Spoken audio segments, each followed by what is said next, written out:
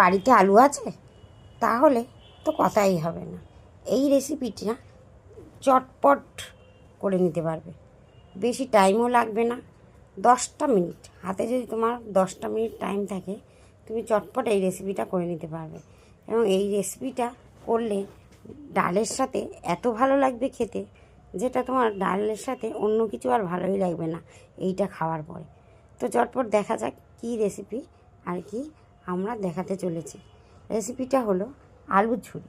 প্রথমে তোমার বাড়িতে যদি আলু থাকে, যে কোনো একটা আলু নিয়ে নাও, স্লাইড করে কেটে নিয়ে ঝিরি করে কেটে নেবে, একদম খুব ঝিরি করে কেটে নেবে আর জলে চুপাবে।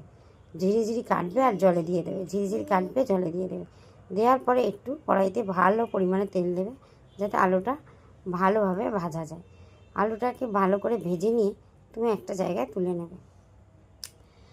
তার আগে একটা কথা বলি, আলুটাকে জল ছড়িয়ে ধোয়ার সময় ভালো করে ধুয়ে নিয়ে জল ঝরাতে রেখে দেবে ছাঁকনিতে। ছাঁকনি হোক বা ঝাঁঝরি হোক, তাতে রেখে দেবে, দিয়ে জলটা ঝরিয়ে নেবে ভালো করে। নিয়ে তেলটা গরম করার পরে তুমি আলুটা দিয়ে দেবে। দেওয়ার পরে যদি টেস্টের জন্য চাও, তাহলে তুমি এতে এই ভাজা তেলেই তুমি কিছুটা বাদাম দিয়ে দিতে পারো, দিয়ে বাদামটাকে ভেজে নিতে পারো।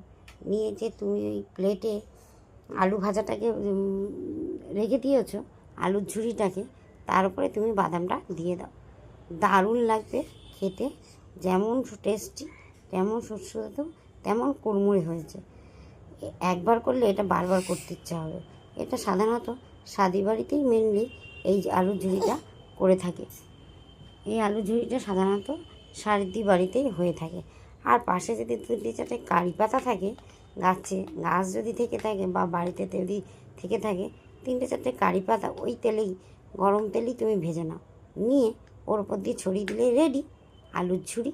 গরম গরম দেখো কেমন মুচমুচে হয়েছে, ওফ, জাস্ট ফাটাফাটি, দারুণ।